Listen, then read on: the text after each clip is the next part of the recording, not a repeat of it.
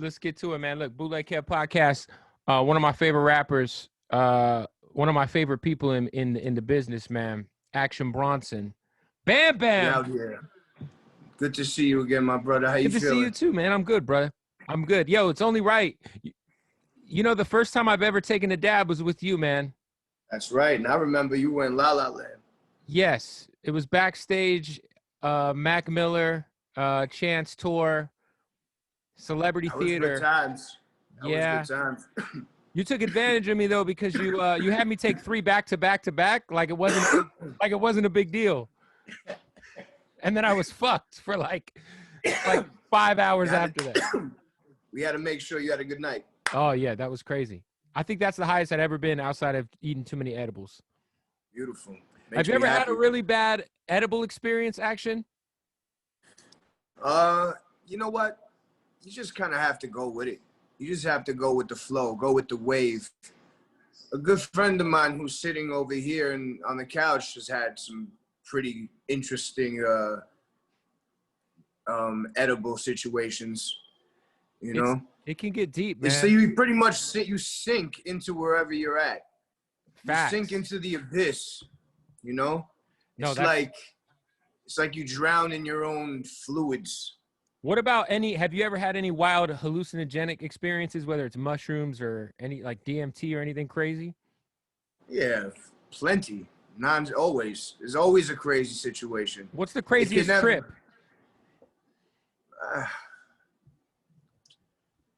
There's been so many crazy ones, but it's like the latest one. The latest one is always the craziest one, is because you remember it the most. These things are almost like flashes in time where you remember bits and pieces, but you cannot really explain it. Right. You know what I'm saying? But there are points where I can explain what I'm trying to say, but not this one, because I'm looking at that Barkley poster in the back. Oh, you see that Charles Barkley poster? I used to have that in my room. Yo, man, I'm from Phoenix, so we got to represent. And then I got the OG. Have that in my room right there. The Bang 316 with Vince on there. That's fire. Yeah. That's crazy. You had the Barkley poster. Were you a Barkley guy coming up, like growing up? I love Barkley. It was my favorite shoe.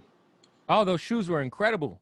Yeah, he was a sick dude. He was definitely one of my favorite players growing up. There's no doubt. He was no threat to the Knicks.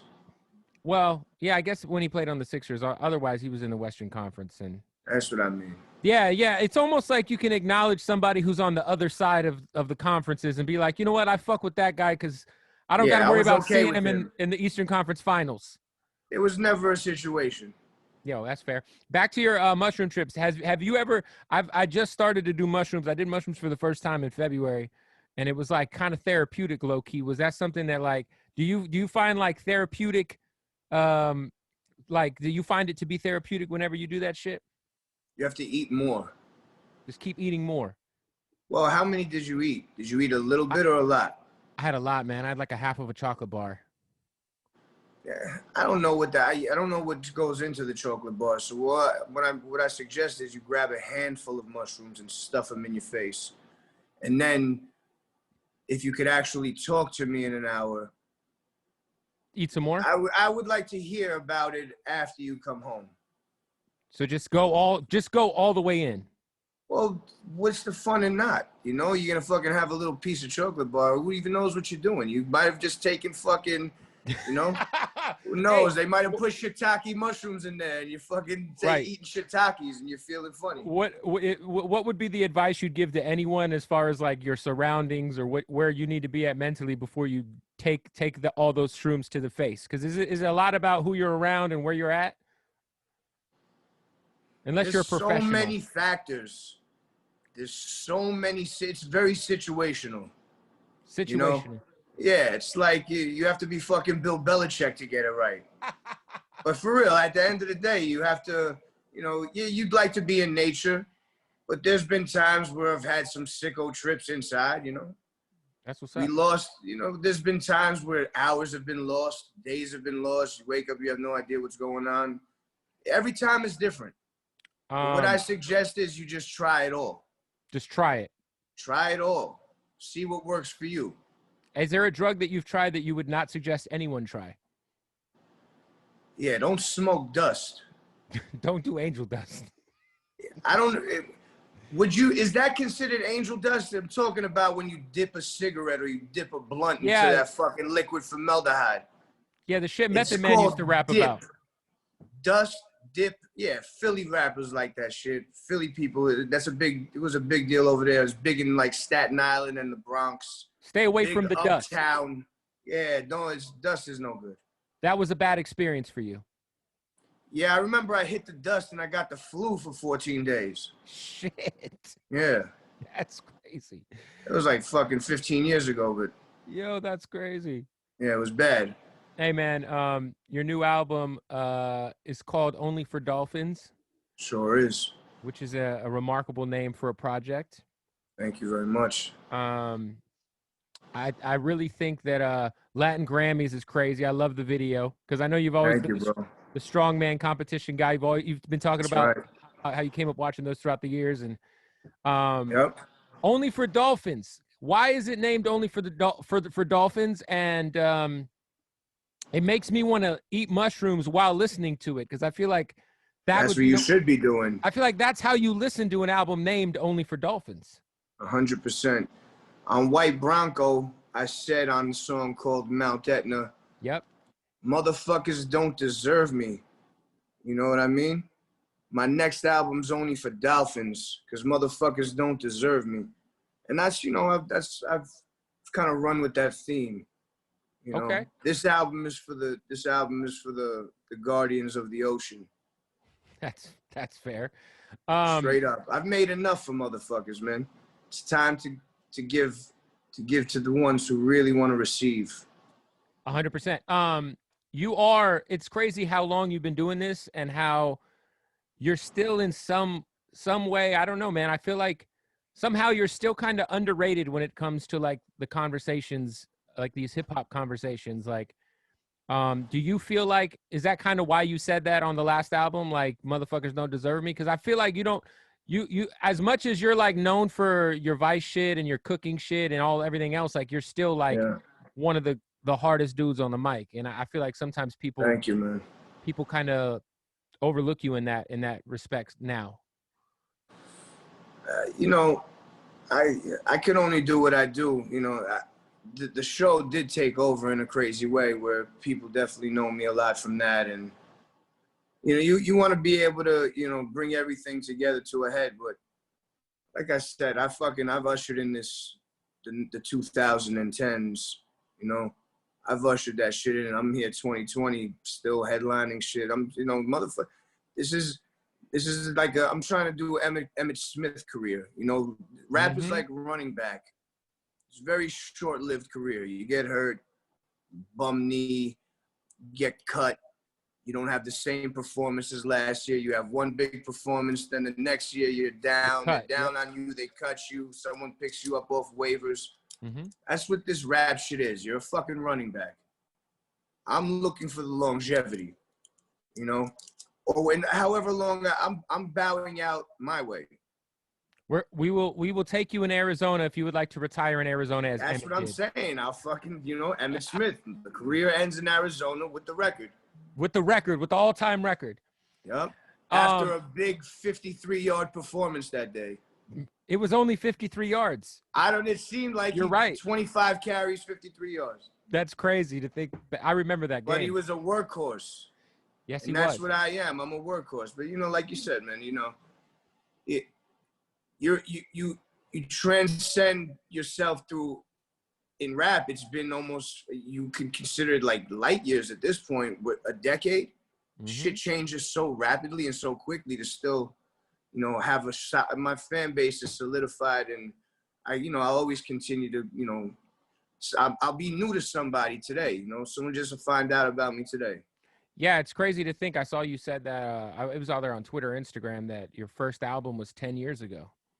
It really was. It was, you know, 10 years ago was the first project. Dr. Lecter came out in March. Dr. Lecter and then Well Done, right? With Static? Yeah. Yep. Yeah, it's so crazy because it makes me just feel old as shit because I still remember discovering, I forget which record it was when you were rapping on the basketball court with the Knicks jersey on. Yeah. Off of Dr. You're just Lecter. experienced. You're experienced. Yeah. you know, it's dope though to see kind of the pivot that hip hop has taken since you started. I do feel like what you and Static and obviously you know, you and Alchemist, and I feel like the wave of being high tier with your bars is kind of coming back. And I Yeah. feel like you kind of helped bring that back. And it's, you know, with guys like Griselda and, you know, one of your peers like Freddie Gibbs, who's had a great, you know, last 12 months. Like, do you feel like Say hip hop, Rock Marciano. Rock I'd say me and Marciano, Rock Boldy Marciano James? ushered that stuff in, you know, like when we're talking about 2010, talk about Mossberg, you know, like we were for me and Mayhem bumping that shit nonstop. You know, we love Rock. Rock is definitely one of those, you know, leaders when it comes to straight bars and fire ass beats. You know, 100%. so Another person who doesn't get enough love. but it's blasphemy because, you know, the people who are in the know, it's connoisseur rap. You know, it's like you're either smoking you're smoking some whatever, or you're smoking what I smoke. You know what I'm saying? Yeah. And there's not many people that's smoking what I'm smoking. So I feel I understand it. I get the game. This is for fucking certain people, you know? Only For Dolphins. Who do you have production on there, man? Myself, AKA, I'm calling myself the Greek. Anytime I hear a sample or something that I like and I have one of the homies flip it, like Al, Right. Muggs, Derringer, it's called Produced by the Greek. So you'll know that. Go. You want those beats? Go to the Greek. You straight up. You got to go see the Greek. The funny thing is, they know me as the Greek, but I'm not even Greek. Right. You're Albanian. It's like The Wire. You know? That shit is great. By the way, shout out to the Greek in The Wire. I just rewatched The Wire during this whole thing. I haven't seen it in, you know, maybe 8 years. And season 2, man, is so much better than I remember. It's like a slept on season. I don't understand why that's the most slept on season, because there's not as much fucking, you know, I don't know, like drug dealing or something. The Wire takes you on different angles, you know? It takes you from the newsroom, the school, you know, the fucking pier. Yeah, the pier, the docks, you know, the longshoremen down there. It's not a fucking game. Where do you think all the crazy shit comes? It comes from the ports. No, season 2 was I like rewatching it. I have it either second or third place in my favorite Wire seasons. And when I first watched it, I remember just being so thrown off. Because if you watch Frank Sabatka, rest in peace. They did him dirty, man. And you see, like shit like that is inspiring. So the end of that season, a song called FEJ is playing. Dun, dun, dun, dun, dun, dun, dun, dun, dun, dun, dun. So I rhymed on that back then. So it was like, I've always been inspired by crazy beats, saying ridiculous things as I can over these beats. You know, I just do what I fucking do, man. I do the best I can, and that's all I can say about that. That's fair. I was just with Gashi, who's a fellow Albanian. Yes, sir. And he was extremely well, first of all, he played me the unreleased verse that you did for him. He's the best. He's funny. And I was like, bro, why did this not make Albanians? I was like, why did this not make the out? By the way, the verse was something crazy. It was like vintage action. It was some quickie. It was light work. Yeah, but it was dope. But I think it, you know, he caught me on the spot, man. I told him come over here, hang out, and like a true Albanian, you put me on the spot. Yeah, but we were talking about, and you know, like a true Albanian, I deliver. True. But we were kind of talking. He was kind of really like talking about when he goes home, like the fact that like certain maps you can't find Kosovo on certain like Apple Maps, and there's like the, you know. Yeah, I did see that. I remember being there and it wasn't on the map. And just the idea of like, you know, there's the two flag situation. I just watched the episode. I dived into a YouTube wormhole of Fuck That's Delicious like last month, and I saw the episode where you went back home to your grandma's house. And you're obviously walking around, you're a freaking celebrity out there. You're like Jay-Z in Albania. I mean, you know, there's very, you know, it's a very small amount of, it's like a, you know, it's like a small amount of people, and when you become famous in America, it's like fucking you're Michael Jackson no matter what. He was talking like that you're one of the only other artists that really represent where you're from like that. And that there's other artists that are from that area that I didn't even know about. And he was like, see, that's the problem. You don't know that, but you know that me and Action are from there because we represent that shit. You know, like, do you feel like that's an 100%. issue? What, representing where you're from? Yeah, just like he was saying, there's a bunch of other art. He listed a bunch of other artists that were Albanian. Did he mention anybody? He mentioned Dua Lipa and Rita Ora. Dua, I know, but Dua 100% always reps where she's from. You know where she's from.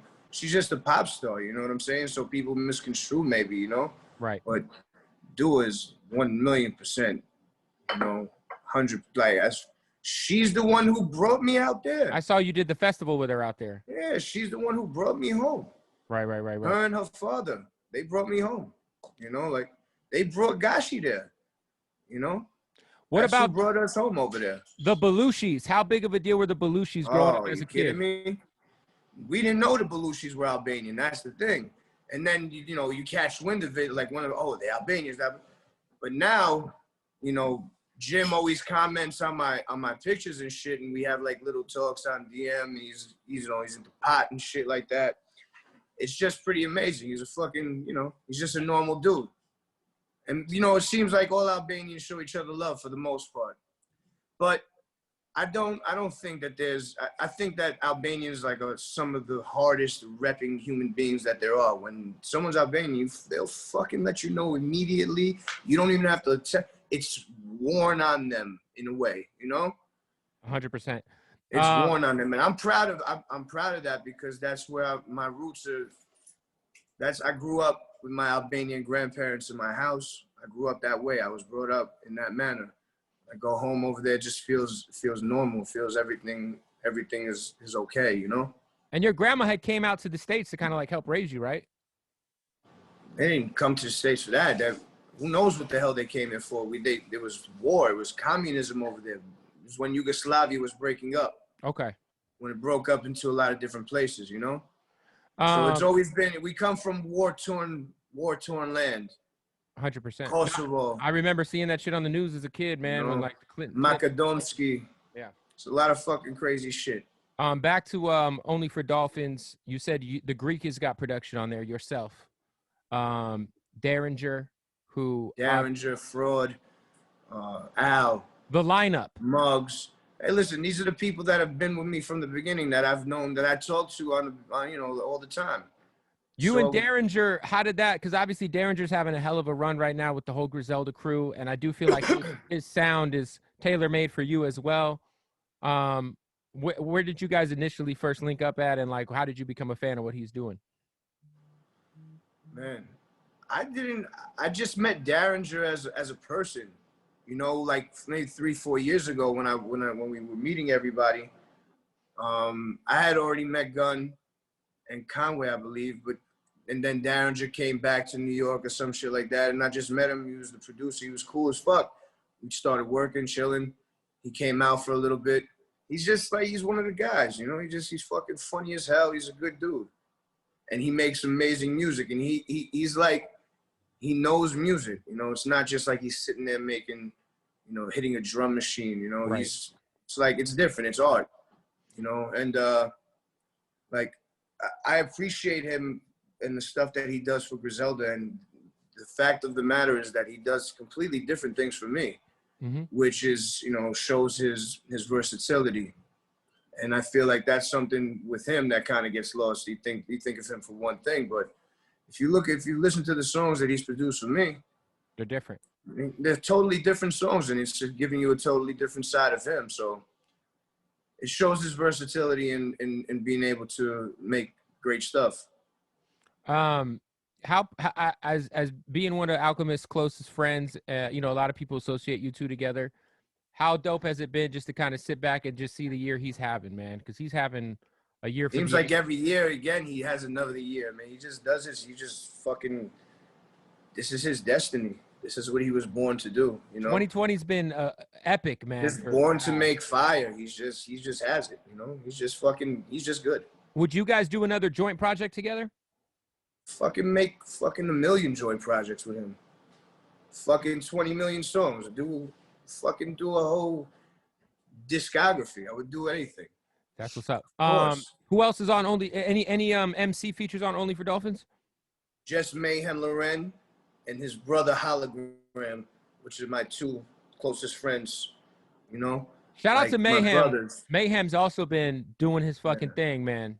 Forever, man. Shout out to Mayhem. Shout out to Hologram Hugginati, our consensus favorite rapper since he's been rapping. Everybody in the crew How long loves has he been rapping? best. I mean, since, for a while now, but, he's brand new. He's right. He's fresh out. He's fresh. He's fresh. He's fresh as a motherfucker. Yo, what has been the, obviously with COVID going on in this pandemic, you've kind of taken the advantage of, like, a lot of people, man. I know when the first month of this shit, I was just eating and sitting at home getting fatter, and I started to get my shit together, and I it's been dope to see you take advantage of this time to like get right. I know you have your new baby, and I saw that was like a big inspiration for why you wanted to get your health right. But like is there anything that you would give, like most people, I think dieting is the hardest part, right? I mean, if you talk about a diet like doing fucking Atkins or keto, that's hard because you have to stay on some regimented shit, and you're bound to fall off. Right. It's about changing the actual lifestyle, and it's crazy that I'm even able to talk about this because like 6 months ago, I could tell you about it, but I wasn't living it. I was fucking eating cakes and cookies and fucking pounding sugar and fucking compounding it with meats and fucking nasty.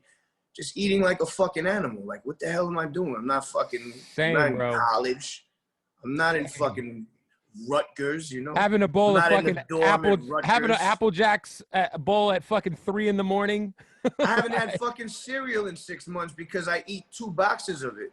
Yo. And it's not even sugary cereal. It's some like old man cereal, And I just like it. So it's a lifestyle change. You have to change, you have to change your eating habits, and you have to change your laziness. And you have to change your mindset about starting tomorrow and doing this. You fucking start immediately. You got to just do it. You got to get out there, and you got to force yourself to move.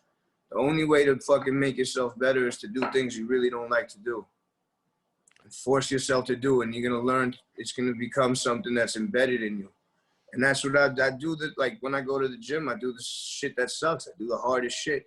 I ask for the hardest circuits, the longest, the fucking most strenuous, the shit that makes me want to fucking barf, that I'm drenched in sweat.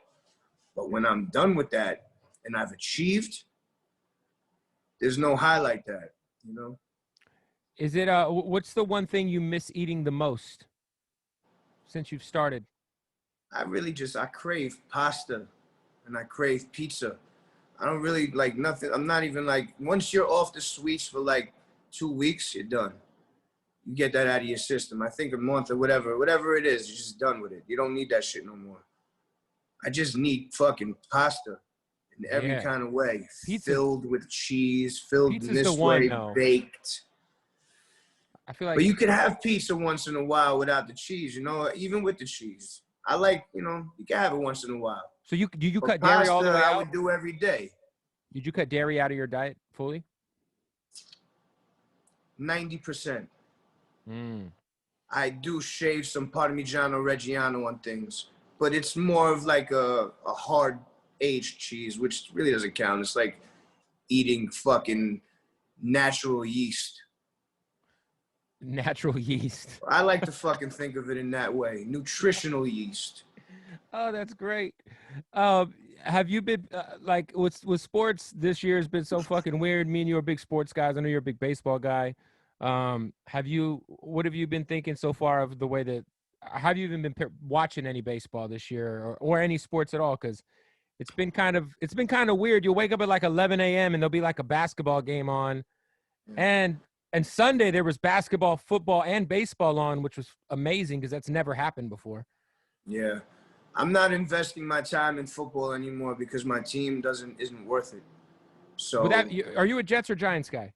What do you think? I'm a Jets fan. The Jets Giants fan. are worth it. They're still kind of worth it. You know, they're No, trying. you're right. But The Jets are not worth they're it. trying, but they're still disgusting. Both Adam of them kind Gase of is aren't terrible. worth it. They're kind of just not worth it in general. So I don't waste time on Sundays. I haven't really been watching TV. I listen to games a lot on the radio. So I like to listen to Susan and John talk about the Yankees, you know. So that gets me happy. And then I'm watching UFC only.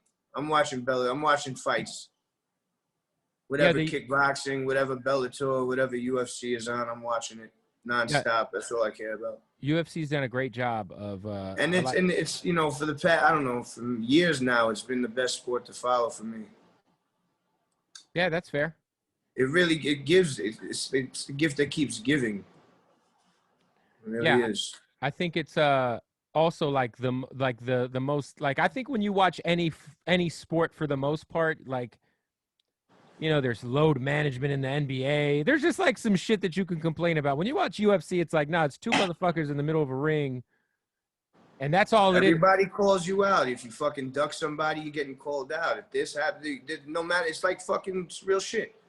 No matter what, you have to see somebody. You have to fucking go through them. You have to fight, and that's the end of that. If not, you're a fucking pussy, and everyone knows it. What is the best part of the quarantine? I know that there's a lot of down parts, but what is the part that you feel like you've appreciated the most about the world kind of chilling for a little bit? You know, it's unfortunate for all the people who lost their jobs and of course. My grandma passed. Lost their homes. COVID. Yeah. You know, lost their lives, lost everything. And, you know, I hate to turn, you know, I hate to, like, I'm not really boasting about it, but I've definitely, you know, I go in with the mind frame of positivity always. So I did kind of change my whole shit around. So it forced me to just chill. I have a brand new baby, so I was able to be with my child every single day, you know, watch him grow every single day, get his first little teeth, take his first little step, make his first little noise. You know what I mean? So feed him, nourish him, take care of my lady, spend time with her, do nature situations, and really, you know, recharge and get a grasp on ourselves and reflect kind of. I mean, you know, it was a forced reflection, and I definitely needed this, because if I didn't, who knows what would have happened? Maybe I would have died or been in a fucking hospital or some shit. Who knows what the fuck? Yeah, I think it was like a forced, like, it kind of forced everybody to get their priorities together. Yeah. You know what I'm saying? Well, not everybody. It fucked a lot of people's minds up and they went the other way. But, you know, only the strong survive. And, you know, hopefully people will be able to, you know, to overcome. Yo, look, man, quick break from the podcast to tell you about Odd Socks. All right. They're our official sponsor. They support what we do here at the Bootleg Kev Podcast. All right. They got them Nickelodeon joints. They got these, yo, shout out to Ghostbusters. I might keep those. Anyway, what you got to do is hit that oddsocksofficial.com. If you want to support what I do, the Bootleg Kev Podcast, then support our partners, Odd Socks. Go buy some socks, man. Holidays are coming up. Oddsocksofficial.com. Keyword Bootleg Kev. You're getting 20% off of the most comfortable socks in the world. Shout out to Odd Socks. For sure. The album comes out Friday, right? Tomorrow night? I don't even know what the fuck. What's today? Today's Wednesday? Yeah, I don't even know. 25th. So next week. Mm-hmm. Next Friday. Only for Dolphins. What is only for Dolphins? What is the latest with you and Vice and the show? Because I remember that there was like a little falling out, and then I thought I saw you back on, or is that done? There's always a falling out when there's situations that are, you know, when people are dishonest and there's things that aren't withheld and upheld. But we overcame one of the situations and we ended up putting out season 4, and that's the end of the contract. Did 4 seasons, 5 seasons, you know, a couple on Instagram, on YouTube, and now I'm continuing that 100% myself. I'll be putting it up on my YouTube channel on Action Bronson YouTube. Yeah, that's what I was gonna tell you. Like, you should just do that shit on your own, bro. I mean, it's my show. I invented it. It's my shit. They don't own it. I own it. It's my thing. And I'm assuming we're still gonna have Mayhem and Bess and the crew. Well, it's not really feasible at this point, and I think everybody's going to be doing their own shows right now. Everyone's gearing up to do their own little thing. So I'm just sticking with what I'm. It's like a vlog of my life and my fitness and my journeys and my food, and this is my life. You know what I'm saying? I'm a chef. I do these things. I love food. I review food. This is what I do. This is my shit. You know what I mean? That's what I do. So I'm going to continue always doing that. And everybody's gearing up for their own style of show, whatever they do. It looks fucking, everyone's stuff is looking really fire. What's the Look at that. We create fucking 4 spin-offs off one fucking idea. That shit's crazy. Idea. Yeah, I want to see. I want to see. I'm a spin-off master. All I do is create fucking ideas. Let's do this. Let's do this. Let's do this. And Vice was really great at one point for getting it done. We had some good people in position that would yes anything, and I'm happy about that because it was a good idea for them and for us. I mean, the idea that you had a TV show watching Ancient Aliens while getting high with your friends. Is that not the best show ever created? That shit's incredible. That's going to continue also, my friend. For sure. You talked about you review food and all that shit. Since you've been eating healthy, I review food. No, but like obviously we love to watch Fuck That's Delicious. But since you've started to eat healthy, what has been the one restaurant or place that you've discovered, or even a dish that you've discovered that you might not have fucked with before? Because I know me, I look down at a lot of I'll look at a menu and I'll see the vegan options. I'll be like, fuck out of here with that. Like I'm good. Like, what's something you've discovered, whether it's a restaurant or a dish that you that since that choosing the healthy lifestyle that's really impressed you? I don't know if it's discovering anything. It's always just trying to adapt. When you go somewhere, or you're looking at a menu. I've made mostly every meal on my own. This whole time up until maybe a couple months ago. I mean, I've been trying to bake a lot, and I'm doing lots of different things that if I ate them, it would be bad. But I give it away. So I bake, I give shit away, just testing the waters, testing things out, creating recipes and shit like that. But I like simple shit.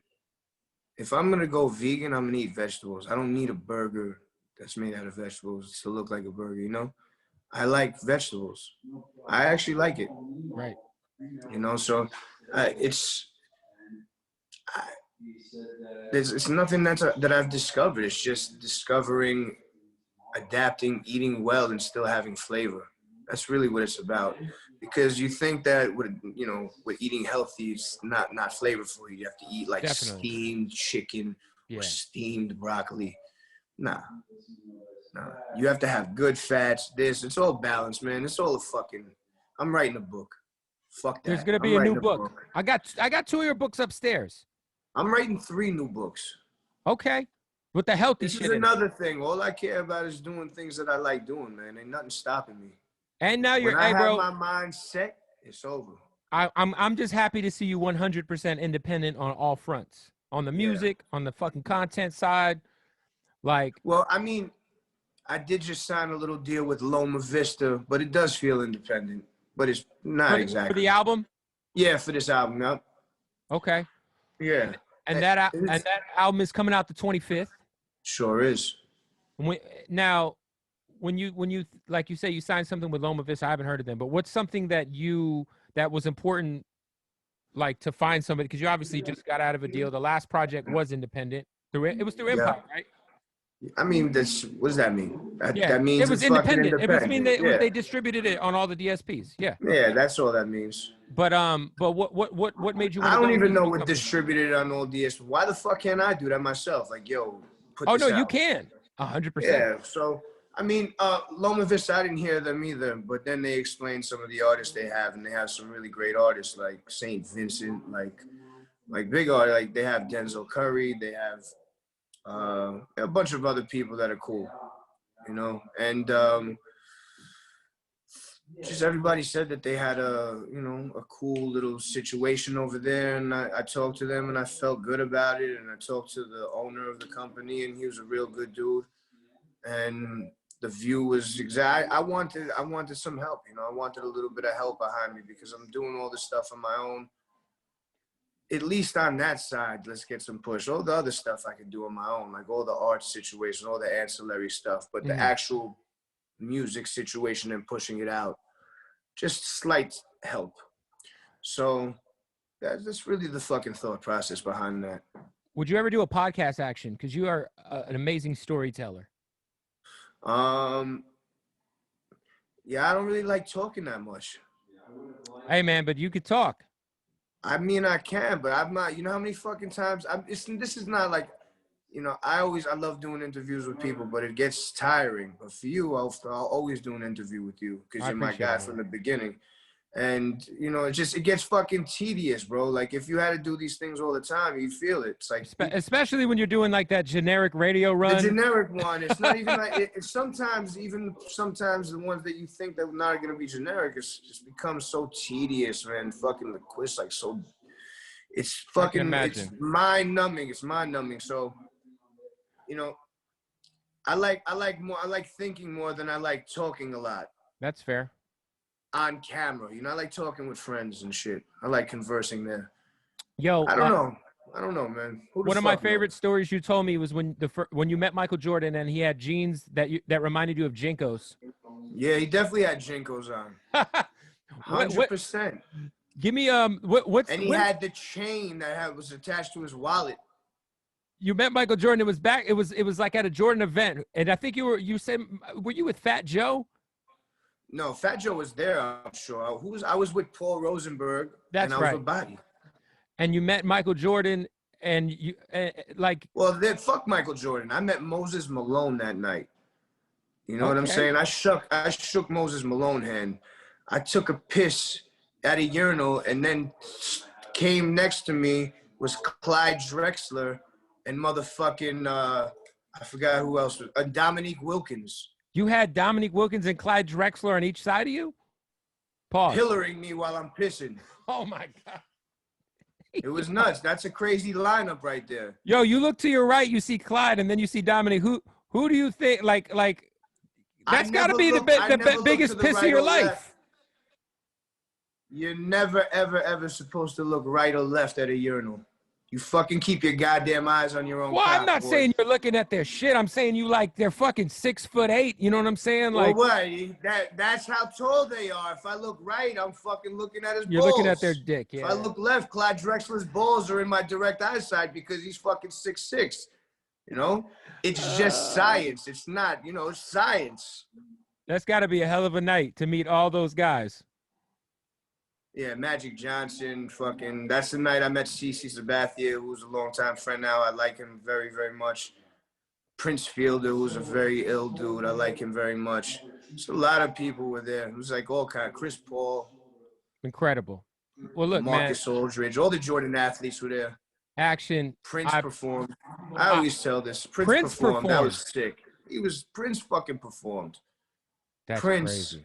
Performed. Well, listen, man, I always appreciate you, Action, and I'm always excited when you drop music because I feel like, sir, we just put some new shit out today, Mongolia. I didn't want to put another song out, but we have, you know, what the fuck? What are we gonna do? It's coming out anyway. It's coming out anyway. There it is. Let's go get it, Mongolia. The album comes out next week, and man, I'm excited for it. So make sure you tap in with the album, pre-order it, and all that shit. And go watch the video. Is the Mongolia video? Is there a video for that? There'll be a Mongolia video. There'll be a GoldenEye video next week. But go watch Latin Grammys. Go watch Latin Grammys. The fucking best song, best video, best. It's the fucking fire. I don't give a fuck. That shit is heat. Remix with Pitbull and Baby Bash coming soon. Remix with fucking